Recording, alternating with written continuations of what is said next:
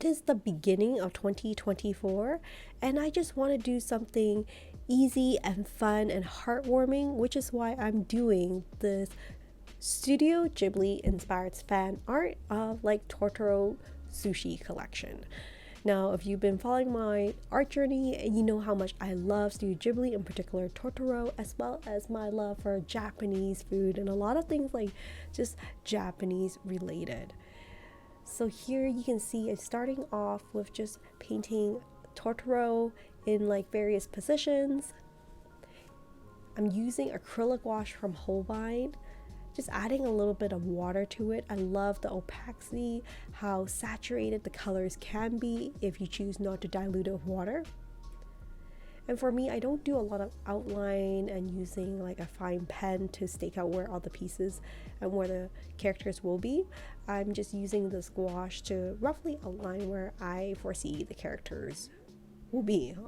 I don't really know what I'm going to do with this piece. I just know that like I want to just start painting and have fun with it.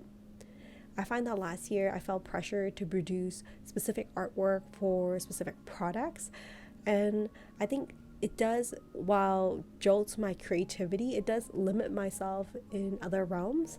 So I thought, why not, let's just like draw something for fun and just enjoy the art process.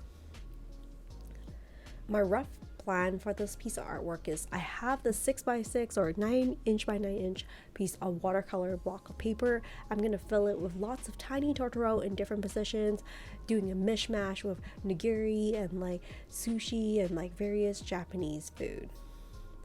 I don't know if I'll turn this into a washi tape or a lanyard or sticker or just like leave it as it is and have fun with it.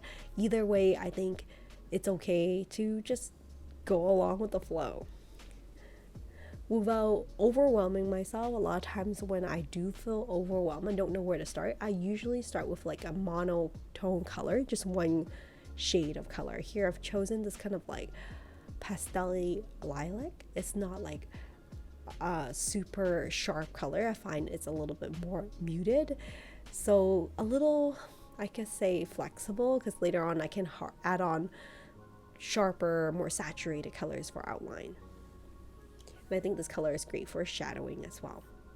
Don't know how many Totoros I will fit in this drawing, but let's see how far I get.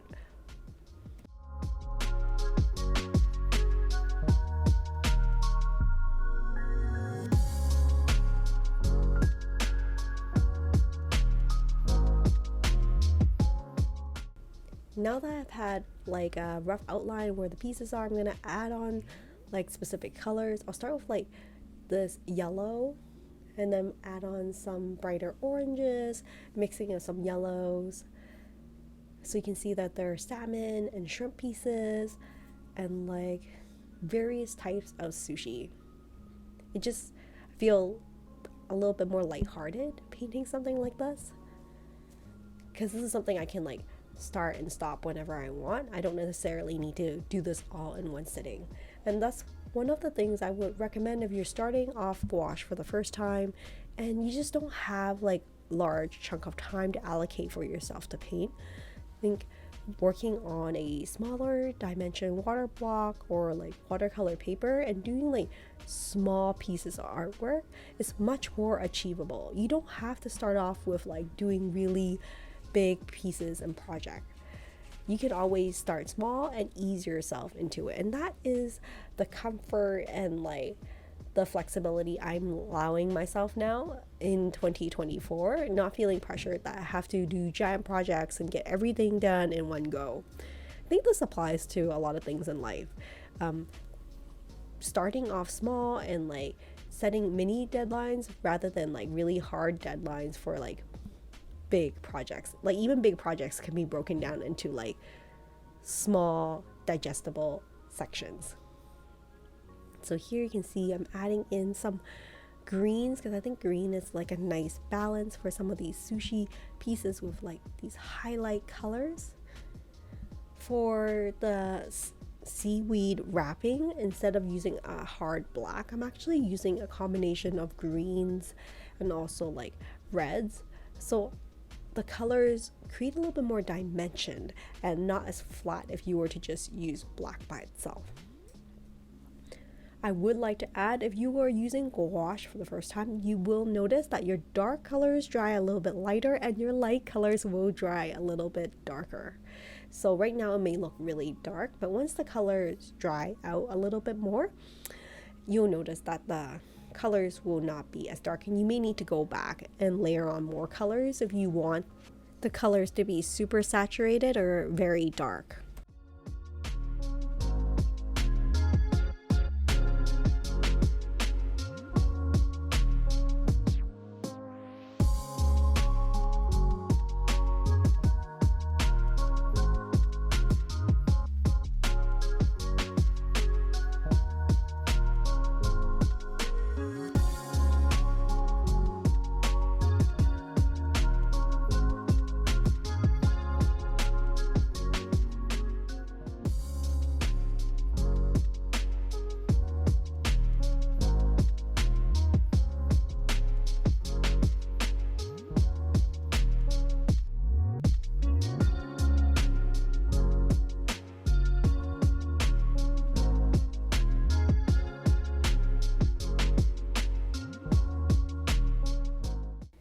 Outlining the characters is one of the parts I really enjoy, because that's when the drawing really comes together and you can tell what the blobs are. I feel like the blob part is not my favorite part, but it's very important to spend sufficient time to lay out the background colors before doing these highlights. It just makes such a big difference.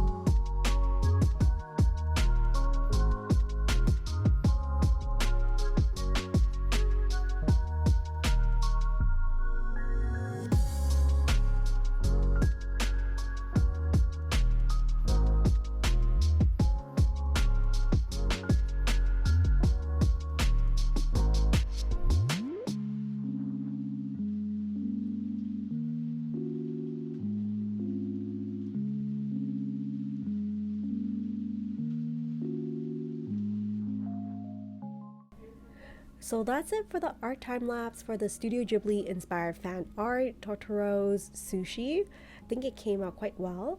I still need to go back and use some oil pencils to create gradients and shadow, but that's how it looks like. I don't know if I'm going to do anything extra coming up in terms of turning this artwork into something more, but so far I'm pretty happy with it, and I want to thank you for joining me on this art time lapse. Hopefully I will see you in another video.